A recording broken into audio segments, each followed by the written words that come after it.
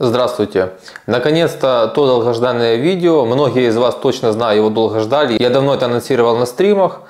Ждали 100 тысяч подписчиков на моем канале. Кстати, если вы первый раз на моем канале, обязательно подпишитесь, сразу поставьте колокольчик. Итак, 10 главных пунктов предлагаемых мной реформ. Для того, чтобы не читать сообщения, критикуешь, предлагай, а какие у вас предложения. И самое главное, люди продолжают почти все хотеть менять фамилии, вместо того, чтобы менять систему. Вот все 10 пунктов это и есть то изменение системы и обозначение этого словосочетания, о котором я постоянно, каждое видео, каждый стрим толдычу. Сразу хочу подчеркнуть, мы обо всем об этом подробно поговорим на специальных стримах. Каждому отдельному пункту будет посвящено отдельное видео с полной расшифровкой, описанием, всеми деталями. Сейчас мы идем в общих чертах. 10 пунктов, некоторые имеют подпункты. Я коротко обо всем расскажу, но без самых тонких деталей повторяюсь, потому что это видео будет 3 или 4 часа длительностью, никто это не досмотрит до конца. Многие и так все поймут. Повторяю, детали это будет интересно, для этого подпишитесь и обсудим все отдельно. Первый пункт – новая экономика, то есть экономические реформы. Потому что я утверждаю, что экономика идет прежде всего. Конечно, все реформы делаются комплексно, это однозначно. Но экономика идет впереди, потому что многие хотят честных судов, но нет в мире стран нищих с честными судами. Поэтому вначале говорим об экономике. Значит, что подразумевается? Подразумевается 7% налог с продаж, то есть полное изменение налогового кодекса. Просто как работает в Америке. НДС однозначно убирается, ликвидируется. Ставим 7% с продаж. Платится один раз в цепочке, платит конечный потребитель. Прошу не путать с системой Балашова 5.10, потому что там 5% платится по всей цепочке, по сути как налог на транзакцию.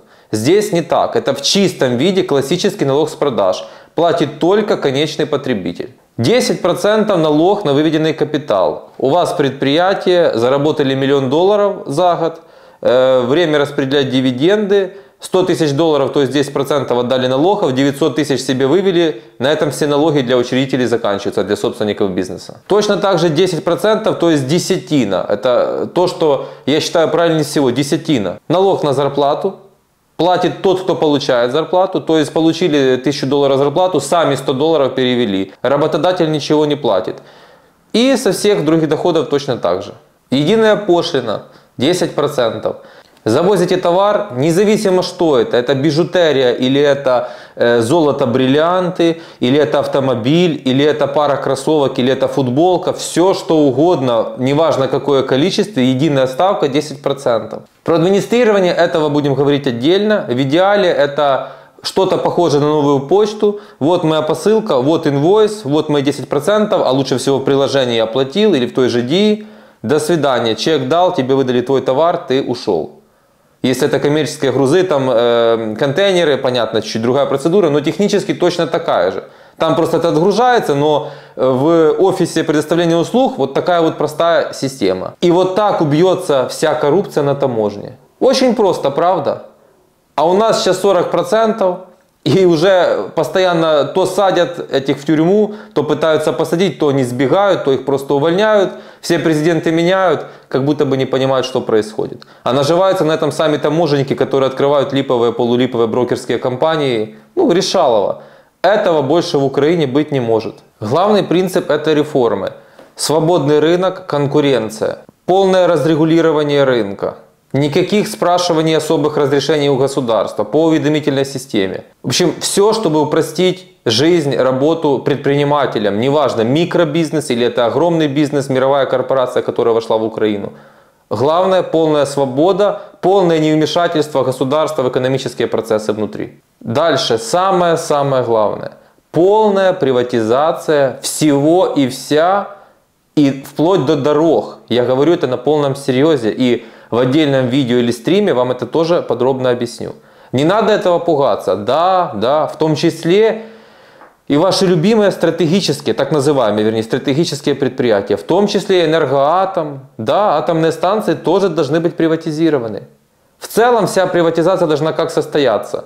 сделали, не проходит, переходим на голландский аукцион, то есть цена идет на понижение, пока кто-то не купит, но поверьте, все разберут. Быстренько отвечу тоже на ваш самый первый сейчас аргумент, который вам пришел в голову. Так это же олигархи сейчас придут, все купят. Во-первых, у олигархов нет столько денег, потому что вы даже не представляете, сколько государственной собственности до сих пор в лапах украинского государства. Это больше 4000 государственных предприятий. Про дороги я уже сказал. Единственное ограничение на приватизации – это нельзя русским приватизировать и всем, кто с ними аффилированы, и рассматривать все под микроскопом, всю цепочку, то есть по-серьезному, как американцы, к этому подходить. Ну а дальше, опять же, мой контраргумент на ваш аргумент, так олигархи все скупят. Антимонопольный комитет, создание настоящего антимонопольного комитета, где украинцы будут только клерками, а все дальше американцы. Для того, чтобы это был настоящий антимонопольный комитет, а не тот, который сейчас, который в ручном порядке полностью управляется олигархами и вообще не выполняет даже на 0,1% своих функций. То есть он просто работает не по прямому предназначению. Это сделано для того, чтобы не было монополий, олигополий. Вот и все. Дальше идем. Сокращение государственного аппарата в 5 раз. И это минимум. На данный момент в Украине 400 тысяч чиновников. Это какая-то нереальная ситуация. 80 тысяч это, так скажем, для первого этапа. Для первого этапа. Я расскажу потом, сколько в Швейцарии чиновников, вы очень удивитесь. 80 тысяч человек вполне способны администрировать, а дальше все автоматизируется. Есть куча компаний, готовых продать нам готовое решение или под заказ написать.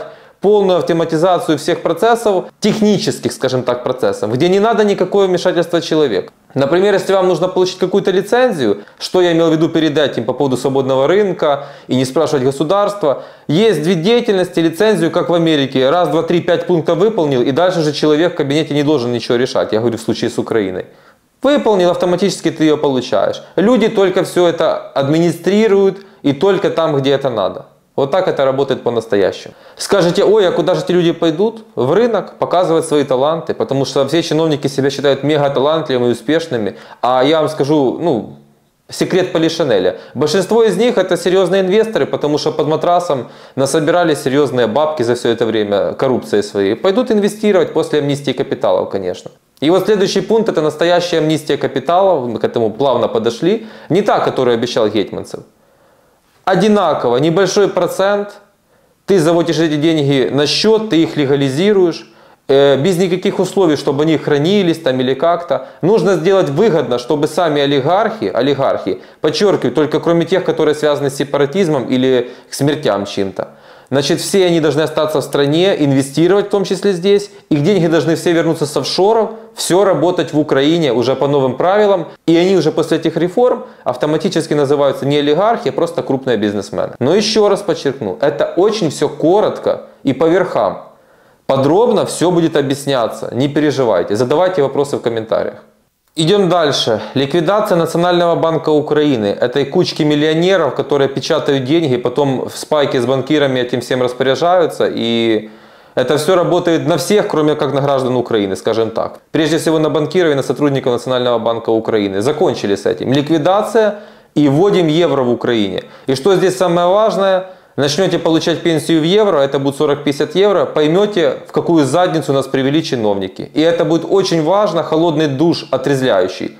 И это будет самая лучшая интеграция в Европу, когда в Украине будет ходить евро, а не гривна. Гривна это просто инструмент для ограбления населения. Точка. Сюда же мы цепляем допуск иностранных банков, для того, чтобы могли заехать все европейские, американские, кто захочет банки, зайти в Украину, работать, вас обслуживать, кредитовать бизнес под низкий процент, и наша страна насыщалась деньгами. Дальше идем. Написание введения настоящего корпоративного права в Украине. То, чего доселе не было. И из-за этого невозможно ни финансы нормально привлекать к бизнесу, ни честно работать, ни становиться публичным бизнесом, акционерным обществом. В общем, ничего. Для этого нужно создать корпоративное право. В Киеве должна появиться, вот в Варшаве же есть фондовая биржа. Кому интересно, тоже отдельно об этом расскажу. В Киеве обязана быть настоящая фондовая биржа, которую кто должны создавать? Только американцы. В таких структурах должны работать украинцы только клерками, потому что полностью все коррумпировано. Никого из украинцев нельзя подпускать и близко там, где принимаются решения, там, где созидается. Я имею в виду в госорганах каких-то, госструктурах. Поэтому мое видение такое. Ну, сейчас некоторые будут хвататься за голову. Легализация проституции, игорного бизнеса, марихуаны, порнографии, криптовалют, майнинга и всего-всего-всего инновационного, что в плане экономики появляется в мире. Идти на самые смелые решения. Все те явления, которые я вам написал, ничего в этом страшного нету. Это происходит, хотите этого вы или не хотите, или хочу или не хочу я. Эти явления есть абсолютно в любом обществе, даже там, где это под самым строжайшим секретом. Поэтому это должно выйти в легальное поле. С этого должны платиться вот эти минимальные налоги, которые я указал, которые все будут охотно и, как бы сказать, с большим удовольствием платить. Потому что теперь надо думать не про какое отмывание денег. Все очень понятно, прозрачно и дешевле любого отмывания. Все довольны, все в шоколаде. Если вы сильно переживаете про марихуану, то сейчас в Украине есть и не только марихуана, а гораздо более тяжелые вещи, которые убивают людей. Все это контролируется спецслужбами и ментами, как и в любой другой постсоветской стране, возможно, за исключением Грузии. Идем дальше, заканчиваем тему экономики. Полная децентрализация всего. То есть абсолютно другое перераспределение денег. Да, в Украине произошла такая децентрализация лайт, но так как она произошла, именно вот такой формат, это, как мы видим, порождает царьков местных. Потому что Садовой уже себя считает во Львове отдельным государством, ну, микрогосударством. Давайте не так, чтобы это не пахло сепаратизмом, государством в государстве. Филатов там свое делает, Терехов свое делает, Труханов свое делает. Кое-кто из перечисленных деятелей обязательно сядет в тюрьму после войны. Ну и почти все из них, это не тема разговора, готовы были вешать триколор, но сейчас тоже не об этом. Просто вам хочу сказать, что деньги должны в большинстве своем оседать на местах, и местные общины должны этим пользоваться. Дальше. Полностью открытый рынок земли. Продаем всем и сколько угодно без ограничений, кроме русских и всех, кто с ними связаны. Земля такой же товар, как и все остальное. Во всех настоящих капиталистических и просто цивилизованных странах рынок земли открыт. Даже в России, кстати. Там исключение есть 7 или 8 стран, типа Никарагуа и Северной Кореи. Я думаю, вы, если здравомыслящий человек, не хотите оказаться в их компании. Выбросьте себе из головы все догмы, земля должна продаваться. Тоже, кому интересно, любые контраргументы, это лучше делать в режиме стрима, все объясню подробнее. Ну и последнее, Украина должна стать полигоном для инноваций, изобретений Илона Маска и других инноваторов, таких как он. Надо завод построить, звонит президент Илону Маску и говорит: давай, сколько тебе надо земли, электроэнергии, все здесь у нас легко, все оформляется без проблем, действуй, заводи сюда деньги, создавай рабочие места. Так украинцы научатся технологиям, мы будем защищены, потому что проатаковать Россию или кому-то, если захочется, военным путем Украину по заводам Илона Маска, человека, который владеет Твиттером, а это уже тоже инструмент для войны, я вам скажу, и много чем еще он будет владеть, например, когда сделает аналог Ютуба. В общем, поверьте, это самая лучшая защита. Нам нужно привлекать инвестиции на свою территорию, нам нужно, чтобы у нас мировые корпорации были. А дальше это не должно подавлять внутреннего инвестора и мелкий и средний бизнес. И хотя эти понятия у многих в голове не совмещаются, корпорации и мелкий и средний бизнес, но, как показывает США, прекрасно все уживается, если все правильно делать. Тоже подробнее поговорим, как и обо всем остальном. И на этом вкратце, коротко о главном по верхам в плане экономики, экономических реформ закончили, переходим дальше. Судебная реформа. Здесь будет более коротко, намного короче, чем в плане экономики. Переход на англосаксонское право. Казахстан, кстати говоря, можно сказать, у себя это внедрил. Это автоматически означает переход на прецедентное право. Тоже интересно, кому расскажу, сами читайте. Другого пути перехода на честные суды нет, но оговорка на самое главное. Самое главное. Когда я говорю про какую-то реформу, если мы в данном случае говорим про судебную, это означает, что все действующие сотрудники, абсолютно все в судебной системе, на выход. Кто считает, что набрать тяжело, глупости и вообще не проблема. Очень важный момент. Судей выбирают местные общины. Представим себе город 50-100 тысяч населения или любой другой там, да, административный центр. Вы должны на улицах каждый день видеть человека, который в вашем городе решает судьбы. Вернее, людей, которые эти судьбы вершат, количество их зависит от количества населения. И вы должны их выбирать так, как выбираете мэра, президента, партии. Он должен у вас, как человек, как человек, пользоваться огромным доверием. Вы должны ему доверять, он должен быть авторитетом. И по-другому это работать не может. Иначе, если все это будет назначаться как сейчас, шахер-махер происходить, это все совершенно не то. Поверьте, только так это может работать. И это очень длинная могла бы быть тема, нет смысла об этом часами говорить. Я скажу только, что должны быть пересмотрены в связи с этим все кодексы абсолютно. И особое внимание нужно обратить на пересмотр вообще, как это все происходит, когда самооборона совершенно неправильно в Украине это работает. То есть самооборону доказать практически невозможно. Те люди, которые причиняют вред животным, это должно наказываться практически как с человеком. Потому что тоже нет другого пути. Нет ни одной цивилизованной, богатой, успешной, счастливой страны в мире, где можно наносить вред животным. Это удел стран третьего мира, это не для Украины. Этому нужно положить конец. То, что сейчас, никто не может с этим справиться. Потому что у нас, как всегда, все на часе. Но на самом-то деле это очень важная вещь. Переходим дальше. Медицинская реформа. Тоже будет очень коротко. Самое главное, переход на страховую медицину полностью, приватизация всех больниц, государственных больниц больше быть не может, это все коррупция, средства зарабатывания денег, с этим закончили, все частное. Сейчас скажут люди, у меня нет денег платить за медицинскую страховку. Отвечаю вам, забегая наперед, все льготы, дотации, субсидии должны быть монетизированы, то есть если вам это полагается, вы должны это получать в виде живых денег. И никаким другим способом. Поэтому, как это работает в Америке, если вы малообеспеченный, вам государство доплатит, и вы в соответствии с этим купите тот пакет, на который у вас хватает денег, или который вам бесплатно, возможно, полностью оплатит государство, если вы не можете зарабатывать деньги в силу своего здоровья. И это вообще не означает никакого социализма, это работает в капиталистических странах. И для тех, кто понимает, о чем я говорю, я сейчас проповедую полнейший, тотальный капитализм. Могу повторить заезженную фразу, что платная медицина начинается с бесплатных бахил, а бесплатная с платных. Поедьте в любое БСП в Украине, посмотрите, что там происходит. Это вам пример государственной медицины. Окна времен Ленина, наверное, еще. Холод, голод, антисанитария, недовольные медсестры, недовольный бедный персонал, которому нужно обязательно ткнуть пару гривен, а вообще-то не пару в карман, для того, чтобы на тебя просто обратили внимание. Кто с ковидом, когда был пик пандемии, лежал в больницах, я думаю, тоже вы все это видели. С этим должно быть покончено раз и навсегда. Но самое главное, что дает страховая медицина, это приход инноваций в Украину. В Украине есть классные врачи. И мы можем в этом смысле стать лучше Америки. И я сейчас не шучу. Потому что мы молодая страна. И все эти вещи у нас самые смелые, повторяю, самые новые. Нужно внедрять. У нас система только формируется. По большому счету ее правильно и никогда попыток не было сделать. Мы можем сейчас сделать все лучше, чем у всех в мире. Если учтем негативный опыт и положительный опыт всех.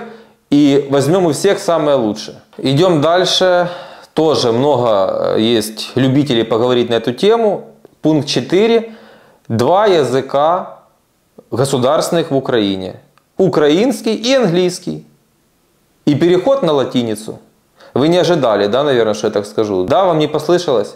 Украинский и английский – 2 государственных языка. Потому что я сторонник не вступления в Евросоюз. Я отдельно объясню, почему это не так хорошо, как вам рассказывают. Я сторонник построить в Европе американский вариант. То есть Украина должна быть похожей на Америку с теми ценностями и с этой системой управления государством и всем остальным.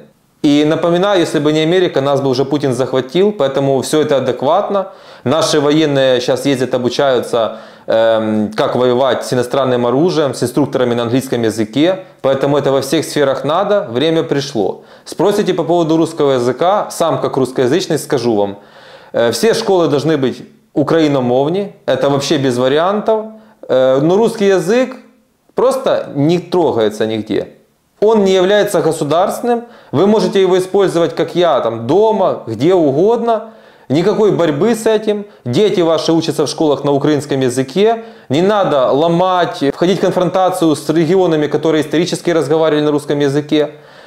Никакой больше вражды. Кто как хочет, тот так и разговаривает, но у нас украинский и английский являются национальными, на которых нужно заполнять все документы, использовать там в официальных везде сферах, и на этом закончили. Таким образом, там, с поколением русский язык сам отойдет, и когда просто страна попадет в такую среду, И не будет на этом заостряться внимание, потому что это ничего, кроме политического рейтинга для негодяев-политиков и картинки для Russia TV за собой не несет. Вы поймете, что тут не о чем враждовать, не о чем дискутировать.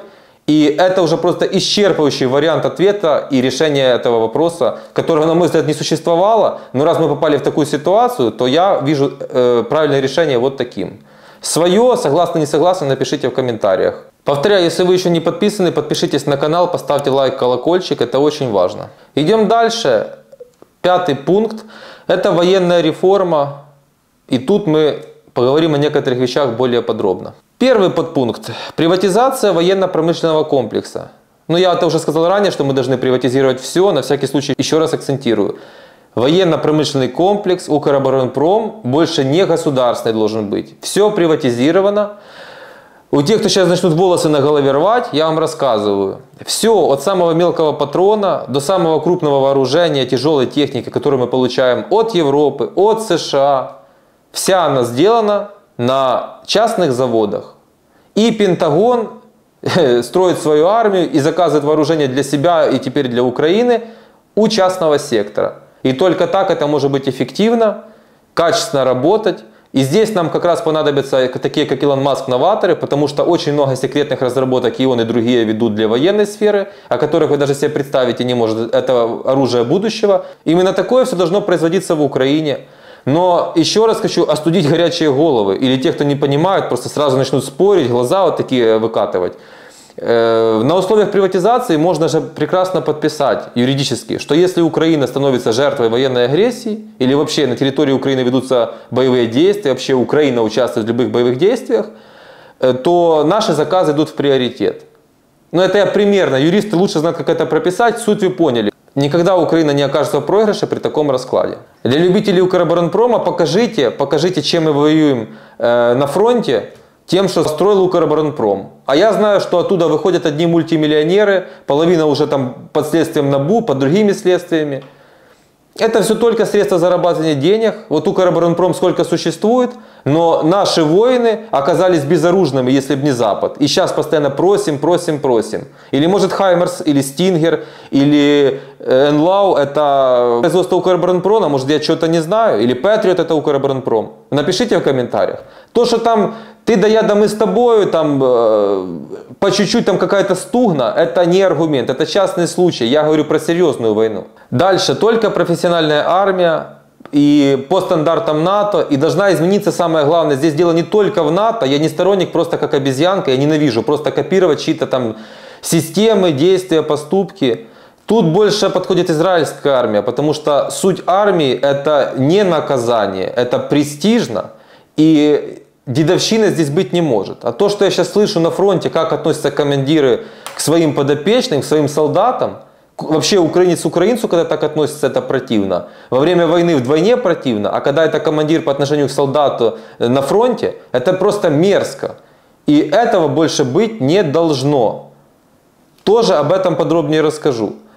И сюда могу вам сказать, все 18 лет после принятия этой реформы должны проходить стрелковую подготовку. Есть масса вариантов, форматов, как это сделать. Это может быть в виде лагеря, в виде просто курса в тире. И мужчины и женщины все должны это делать. Вы спросите, зачем? Потому что Украине нужна полная легализация оружия. То есть нужно ввести свободное владение оружием. У всех дома должно быть оружие. И разрешены частные военные компании ЧВК, тоже как это есть в Америке. В России это инструмент политический, видите сейчас прекрасно это на примере ЧВК «Вагнер». После войны будет масса людей, которые, к сожалению, уже только живут войной, ничего другое делать не смогут. Это часть психологических проблем, кому-то это нравится, и просто это правильно. И это для будущего, для защиты от будущих агрессий, не дай бог, тоже пойдет только в плюс. То есть ЧВК должны быть легализированы. И оружие дома у всех, и все умеют стрелять. Никто никогда на такую страну больше не посмеет напасть. Идем дальше. Пункт 6. Реформа пенсионной системы. Здесь придется немножко напрячься. Как я уже сказал, пересмотр всех льгот и их монетизация. Это значит, что нужно сделать аудит. Все, что не нужно, и убрать. А у нас такого хватает добра, на котором тоже пилятся деньги и часть бюджета. И все, не на какие-то там бумажки, путевочки, только деньги. Тебе полагается, вот тебе деньги на счет, трать. Если ты малоимущий или какие-то другие у тебя там есть факторы, по которым тебе должна оказываться помощь государства. И это тоже часть капитализма, не путайте это с социализмом, пожалуйста. Теперь самое главное – создание национального фонда благосостояния под управлением американцев. Что сюда входит, как он будет наполняться? Во-первых, когда все приватизируется, все эти деньги должны поступить только в этот фонд, а не в бюджет, и это быстренько вымоется и потратится. Это отдельный разговор, послушайте, пожалуйста. Значит, вырубка леса, доходы от недр, потому что нам должны зайти мировые корпорации и пользоваться нашими недрами. Рента будет идти тоже в этот фонд. Итак, что мы имеем? Лес, доход полностью от приватизации, доход от недр. Все это поступает в этот фонд, и у этого фонда одна задача – платить пенсии. Пенсии будут платиться как? Всем одинаково. Убираем вот эти моменты: судьям столько, а дворнику столько, всем одинаково из этого фонда. Я вам это экономически потом тоже отдельно сделаю с цифрами, это все просчитано. $300 сможет получать каждый. Кстати, к слову сказать, нужно сделать полностью аудит, ревизию по пенсионерам. Сейчас нам рассказывают, что их 11 миллионов. На самом деле их никто никогда не считал. Там примерно 20-25% мертвых душ. И так во всех странах Советского Союза. Кто-то получает по 2-3 пенсии, кто-то мутит что-то. Сейчас ситуация такая, что я считаю, что реально пенсионеров не больше 8 миллионов в Украине. Это люди, которые должны получать пенсию. Вы скажете, $300 мало? Да, но теперь у нас же нет никаких отчислений на пенсию. Есть только накопительная, будем так говорить, частная система, а именно это частные пенсионные фонды. Только не какие-то аферистические, а опять-таки американские. Должны зайти в Украину, американские, европейские. И вы можете туда делать отчисления. Это все абсолютно прозрачно, понятно. Очень долгое время неуспешно работает. И вот вам платит с этого фонда уже сейчас государство $300. Будет Украина становиться успешнее, это будет пропорционально всегда расти. Это все будет целый дашборд. Государство должно показывать, отчет давать каждый год, что там в фонде там происходит. И у кого-то и 1000, и 2, и 3 тысячи долларов может быть, в зависимости, как вы сами пожелаете. Можете ничего там этого не делать, но государство вам свои $300 отдаст или больше к тому времени. Подобный фонд есть в Норвегии. Это очень длинная тема, прям для отдельного видео, а может быть даже для закрытого контента. Там немножко другая идея. Но вы почитайте размер норвежского фонда благосостояния, я думаю, вы будете в шоке от этих цифр. Это крупнейший фонд в мире, работающий полностью как частная компания. Да, я договорю, потому что, может, многие не поняли. Это не просто наполнили фонд, потратили бабки, вы скажете, так это же нужно постоянно наполняться.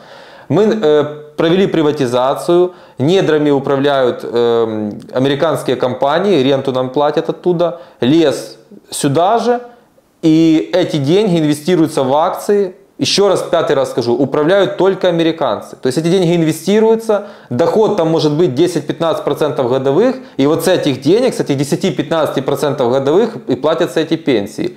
Поймите правильно, мне надо было это вначале сказать. Это не так, что наполнили, разделебанили деньги, через год там ничего нету. С дохода пенсионного фонда эти деньги инвестируются. 7-й пункт – реформа полиции и спецслужб. Это то, что не сделал в плане полиции Аваков, а сделал обвертку, развел вас с этими селфи полиции и все остальное, клоунадой этой. Значит, 1-й пункт – создание системы шерифов, будем так говорить, институт шерифов, которых тоже, как и судьи, выбирают люди на местах. У вас должен быть в каждом населенном пункте, это хорошо брать пример, особенно маленьких городов, человек, которого вы, еще раз говорю, каждый день видите на улице, и он у вас вызывает доверие, авторитет. Возможно, у нас уже сейчас это будут в большинстве своем военные, и скорее всего так будет, который будет отвечать, и законодательно так это прописать, за безопасность в городе. Это тоже избирательная должность, и вы тоже так влияете на ситуацию. Хорошо отработал и работай дальше, плохо отработал, до свидания. Это будет высокооплачиваемая работа, потому что сейчас главный момент, что у людей должно появиться доверие к государству в каждом аспекте жизни. Вот я предлагаю систему шерифов. Это тоже в Америке, вы знаете, по фильмам видите, успешно работает. Дальше идем. То, что многие не понимают, недооценивают, и я много буду посвящать этому дальше на своем канале, особенно в подкастах. Полная зачистка Украины от ОПГ, то есть от организованной преступности, с помощью армии. Очевидно, что сейчас с этим не справится ни полиция, ни спецслужбы, там почти все коррумпированы, как видите, сколько там агентов ФСБ оказалось, и просто негодяев. Сейчас только армия может это сделать. Закончили войну и взяли солдат, взяли технику, эту всю мразь повычищали, а там окажется большая часть мэров областных центров в Украине, по секрету вам тоже скажу так. Вы даже представить себе не можете, что на самом деле эти люди контролируют государство и являются держателями и выгодополучателями этой системы гнилой, которая есть. Без этого пункта мы вообще могли обо всем остальном не говорить, потому что без этого пункта все остальное просто нереализуемо. Ну и последнее, это опять же, если мы коротко берем, создание аналога Моссада, по примеру Израиля, должны быть наказаны, отправиться, наверное, на концерт Кобзону все те, кто причастны к сепаратизму и к разрушению судеб украинцев. Пункт номер 8. Новый закон о выборах, полностью другая избирательная система, просто совершенно другая из чистого листа. Вы, наверное, даже не представляете, как сейчас в Украине все неправильно, порочно сделано так, чтобы те, кого бы вы хотели видеть у власти, никогда туда не имели даже теоретических шансов попасть. Теперь давайте подробнее. Значит, проходной порог в Верховную Раду сейчас 5%, его нужно сделать 3%. Это однозначно. Потому что когда 5%, это нужно денег столько, ну, это есть только у олигархов, и, соответственно, туда могут попасть только те, кого финансируют олигархи. 3%, а по большому счету, я думал, между 2-3%, может быть, сначала сделать 2, потом перейти на 3 через там 1-2 каденции. Это я говорю сейчас про Верховную Раду и про местные советы. Дальше, срок правления президента 4 года, 1 каденция. Нельзя 2 срока подряд, как показала практика, и нельзя более 2 сроков на протяжении жизни. Вот как я это вижу. Потому что 5 лет это все-таки очень много. Кстати, возвращаясь сейчас к теме избирательной, вы же знаете, что убрали мажоритарку, все вот так вот перекрутили, то есть только кланы, то есть партийная система, это же и есть кланы, смешанные с олигархами, со всем чем угодно, с криминалом. И вы сейчас, если сядете с самым лучшим экспертом по избирательному там, законодательству или тот, кто его писал, вам до конца так и не объяснят, так что же должно произойти, как избираются люди. Вот эта вот смешанная система. Я утверждаю, что это афера. Это все заведомо сделано для того, чтобы туда попадали только те, как надо, вот этим персонажам, о которых я сказал ранее. Вы никогда туда не попадете сами, и никогда туда не попадут те, кого вы искренне хотите там видеть, и кто на самом деле должен там оказаться, чтобы всю вот эту ситуацию поломать. Поэтому это очень важный пункт, мы об этом тоже будем отдельно много говорить. 9 пункт, предпоследний, реформа образования. Значит, первый, отказ от совковой системы образования. И во главе угла должна стать свобода личности и развитие личности. Убрать всю вот эту вот историю с подавлением личности, стадо воспитывать, рабов воспитывать. С этим закончили навсегда. Отличная система образования в Финляндии, еще во многих странах. И здесь мы должны быть новаторами, не стесняться здесь идти на самые смелые эксперименты, как в принципе и во всем. Тупо копировать ничего не надо. В принципе в мире изжила себя уже система образования классическая. Уже вся жизнь показывает, что все, это больше не работает. Да, в Британии, в США все на таком высоком уровне, что там это еще как-то остается лучшим в мире из того, что есть, но на самом деле оно далеко от идеала. И Украина в этой сфере должна стать тоже номером 1 и может стать номером 1. И еще раз вам повторюсь, во главе угла свобода личности и развитие личности. Каждый человек индивидуален. А дальше...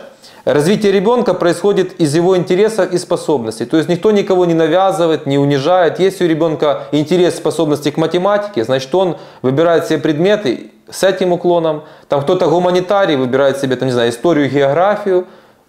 И только так. Без никакого прессинга, без никакого давления. Самое главное, система ничего не навязывает ребенку или студенту. И приватизация всех вузов под ноль. Все вузы это коррупционные кормушки. Все ректоры мультимиллионеры. Тотальный распил, беспредел. И ничего там хорошего нету, поверьте мне. Опять же, как бы вам сейчас это ни казалось. Посмотрите бюджеты лучших американских и не лучших университетов. Это с ума может зайти. Это миллиарды долларов. Вот так работает настоящая система образования. По поводу школ... 80% должно быть приватизировано. Какие не надо приватизировать, не то, что не надо, надо исходить из того, что реально возможно. В очень маленьких населенных пунктах и в селах невозможно будет частные школы запустить, там нет никакой платежеспособности, и там будет очень много как бы несостыковок. Поэтому на первом этапе это можно оставить, а потом приватизировать и там, найти выход из положения и решение этого вопроса. А так, 80% школ частных. И если у вас не хватает денег платить, значит вам тоже государство поможет. И это тоже является частью капиталистической системы. Денег хватит, поверьте мне. Потому что после сокращения госаппарата, а самое главное, когда фонд национального благосостояния будет платить пенсии, а я напоминаю, что именно пенсионный фонд это затрата номер 1 нашего бюджета, освободится очень много денег. И чиновникам много денег не надо. Дороги частные. Инфраструктура вся тоже будет частной, частная компания прекрасно с этим справится. Вот государство сможет помочь тем, у кого не хватает. Если оставить много, просто в чем загвоздка вся?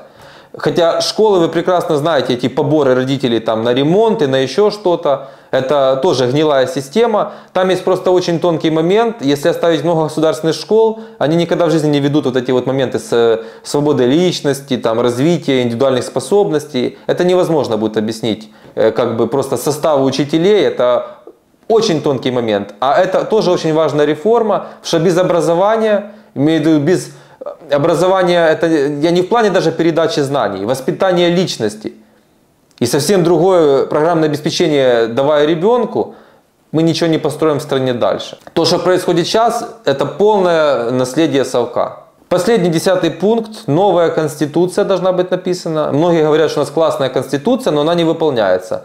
Я вам могу сказать, что если она не выполняется, то есть если все так прописано и ее можно не выполнять, значит она плохо написана, значит это плохая конституция. И мы там закрепляем право на вооруженное восстание людей против власти, то, что есть в Конституции США. Дальше закрепляем право на свободное владение оружием, об этом я сказал ранее.